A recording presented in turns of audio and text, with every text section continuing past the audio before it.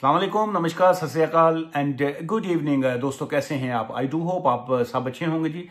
मैं ये जो डेली व्लॉग एक करता हूं, जो 12-15 मिनट की एक वीडियो होती है और उसमें मैं 4-5-6 सवालात जो है वो मैं इंक्लूड करता होता हूं हर वीडियो में। लेकिन प्रॉब्लम क्या है कि उसका जो टाइटल होता है ऑब्वियसली वो शॉर्ट होता है, जिसकी वजह से बहुत से ऐसे सवालात हैं या बहुत सी ऐसी इंफॉर्मेशन होती है जो जो आप लोग सर्च जब करते हैं तो वो वहां पे मिल नहीं पाती। सो आज से मैंने ये डिसाइड किया है कि जो आपका एक सवाल हुआ करेगा उसी के ऊपर उतनी सी वीडियो जो है, चाहे वो शॉर्ट हो या लंबी हो, एक ही सवाल के ऊपर वो होगी, ताकि आपको गूगल के ऊपर या यूट्यूब के ऊपर जो है वो सर्च करने में आपको मदद मिल सके। चूंकि 8-10 सवाल जब एक ही वीडियो में शामिल होते हैं तो बाज़ जो है बहुत से ऐसे सवाल जो हैं जिसका आप सर्च करते हैं आपको मालूमात उसकी मिल नहीं पाती। सो ये एक सवाल है जी।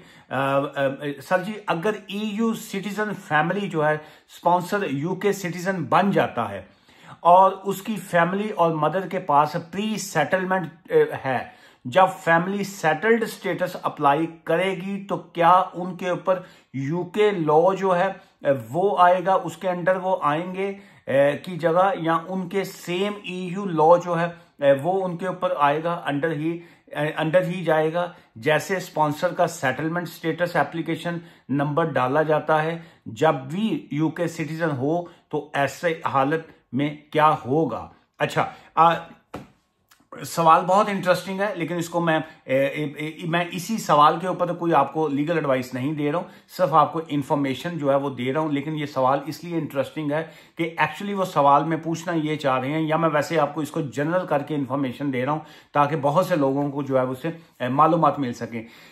अगर आपने EU सेटलमेंट की बेस के ऊपर, जब आपने प्री सेटलमेंट जो था आपको मिला, आपका जो स्पॉन्सर था वो EU सिटीजन ही था, लेट्स से मैं पाकिस्तानी हूं या मैं इंडियन हूं, मेरी जो वाइफ थी वो पॉलिश थी या वो रोमानिया से थी, बुल्गारिया से थी, या जो जर्मन से थी, फ्रांस से थी। सो इस ऑल डिपेंड्स के जी के उनका स्टेटस क्या था। एनीवेज, मुझे उनके बिहाफ के ऊपर जो था वो मुझे प्री सेटलमेंट स्टेटस मिल गया। अब मैंने अपने बहन भाइयों को, अपने फादर को, अपनी मदर को, अपनी सिस्टर को, उनको जो था मैंने as a extended family member जो था वो यहाँ पे उनको बुलवा लिया। EUSS स्कीम के अंडर जो है, यूरोपियन सेटलमेंट जो स्कीम थी। अच्छा, अब क्या है कि वो आ गए, आज से 5 साल पहले आ गए, 5 years पहले आ गए। लेकिन उस वक्त जब उनको एप्लीकेशन का जो प्री सेटलमेंट मिला था वो मिला था उनको EU लॉ के ऊपर जो है। ब्रेक्सिट हो गया, 31 दिसंबर 2020 आ गई, उसके बाद जो था जुलाई 21 आ गई, 2021 आ गया।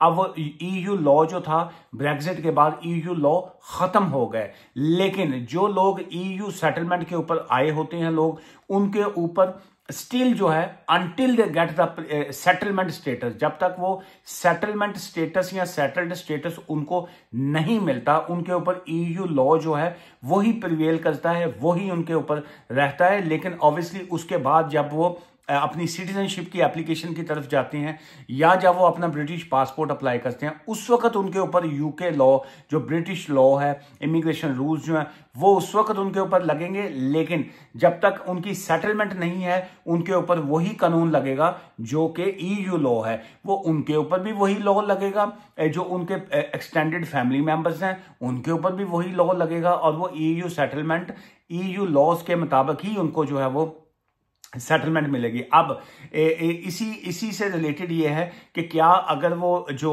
किसी की वाइफ जो है वो साथ नहीं रहती, या किसी का हस्बैंड जो है वो साथ नहीं रहता, किसी की डिवोर्स हो जाती है, किसी का जो है वो स्टेटस जो है उसमें गड़बड़ आ जाती है, तो उस वक्त जो है क्या वो जो एक्सटेंडेड फैमिली मेंबर जो है उनका स्टेटस जो है वो क्या आएगा? उनका जो लीगल स्टेटस है टेक्निकली तौर पे जो है वो उनका स्टेटस एक्सटेंडेड फैमिली मेंबर का, या मेरी मदर फादर का, बहन का, भाई का, उनका स्टेटस डिपेंड कर रहा होगा मेरे स्टेटस के ऊपर। मेरा स्टेटस डिपेंड कर रहा होगा मेरे स्पॉन्सर के ऊपर जो है। अब मेरा स्पॉन्सर जो है, मेरी डिवोर्स हो गई, मेरा स्पॉन्सर जो है वो मुझे छोड़ गया, मेरा स्पॉन्सर जो है मेरे अब साथ नहीं रहता। सो लेकिन क्या उस वक्त मैं जब एप्लीकेशन सेटलमेंट की करूंगा तो क्या मैं डोमेस्टिक वायलेंस की EU सेटलमेंट करूंगा, या मैं रीटेन्ड राइट ऑफ रेजिडेंस की बेस के ऊपर मैं अपनी सेटलमेंट अप्लाई करूंगा, या अगर वो मेरे साथ रहती है तो फिर मैं डायरेक्ट उनकी सेटलमेंट करूंगा। ये ऑल सिनेरियो जो है ये उस वक्त के केस के मुताबिक, आपकी सिचुएशन के मुताबिक, आपके हालात के मुताबिक, आपके कंपेलिंग एंड कंपैशनेट सर्कमस्टांसिस के ऊपर डिपेंड करेगा। इट्स ऑल डिपेंड्स ऑन एक इंडिविजुअल बेसिस के ऊपर। हर बंदे का केस जो है वो सेपरेट होता है, लेकिन बेसिक उसकी इंफॉर्मेशन जो है वो मैंने आपके साथ शेयर की। It's not a legal advice. EU settlement के हवाले से अगर आप हमारे ऑफिस से रब्ता करना चाहें बिल्कुल आप कर सकते हैं, लेकिन हम लोग फीस चार्ज करते हैं। दुआ में याद रखिएगा। Take care, bye for now.